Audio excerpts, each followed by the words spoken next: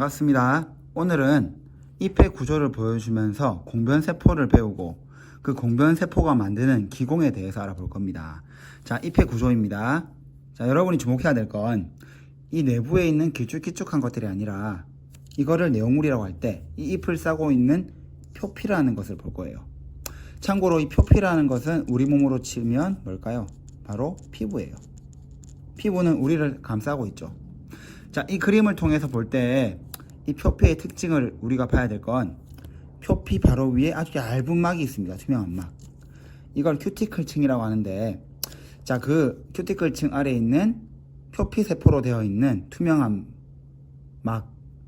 투명한 세포층이 바로 표피예요. 이 표피는 잎의 위와 아래를 감싸고 있는데, 자, 중요한 건 이 윗면, 표피의 윗면과 아랫면의 차이점.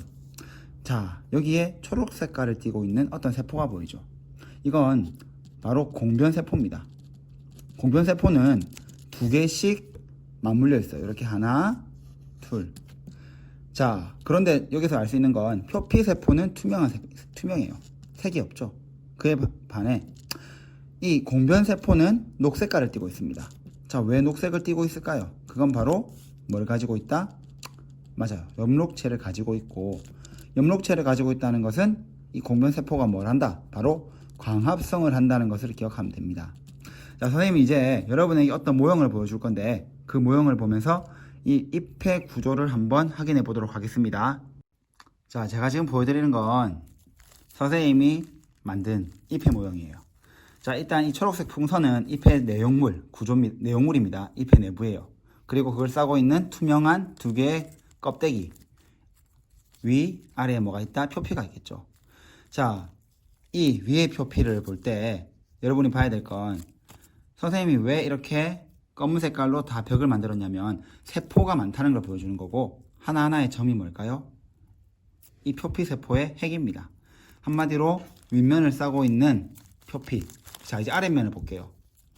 윗면과의 차이가 뭐가 있죠? 역시 마찬가지로 투명한 표피 세포가 있지만 그 중에 초록색을 띠고 있는 뭐가 있다?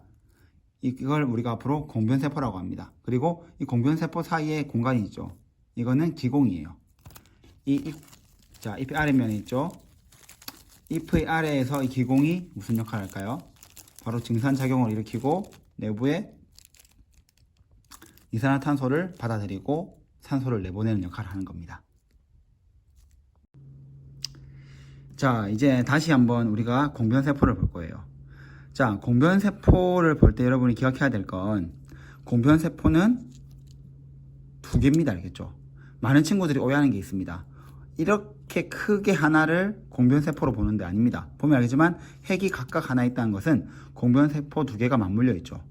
자, 그런데 재밌는 건 지금 이 공변세포가 벌어져 있죠. 벌어질 때 뭐가 생기냐면 구멍이 생깁니다. 그 구멍의 이름을 우리가 바로 기공이라고 해요. 왜 기공이라고 하냐면 이 구멍을 통해서 무엇이 왔다 갔다 한다? 바로 기체가 왔다 갔다 하는 거예요.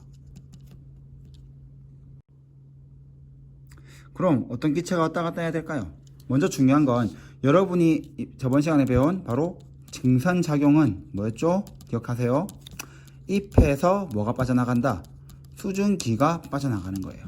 그럼 이 수증기가 나가는 구멍이 뭘까요? 바로 이 기공인 거예요. 그리고 하나 더 있죠. 수증기 말고도 잎은 광합성을 해야 되기 때문에 뭐가 필요하다?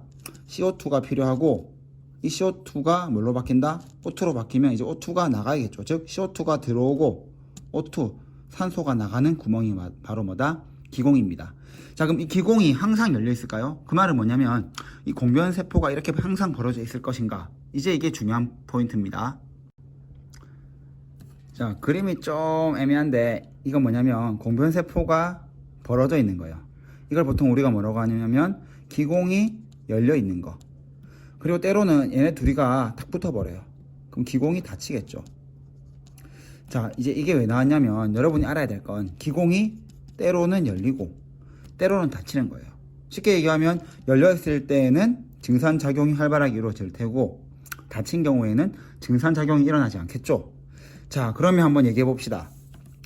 이 증산작용은 사실 단순하게 말하면 뭐가 나가는 거죠? 수증기가 밖으로 나가는 거예요. 자, 그러면 이 수증기가 밖으로 나간다는 건 사실 식물 입장에서는 어떻게 될까요? 자신이 갖고 있던 수분이 빠져나가겠죠. 자, 그래서 첫 번째 얘기할 게 있습니다. 일반적으로 낮에는 열리고 밤에는 닫힌다. 낮열, 밤낮. 그 이유는 말할게요.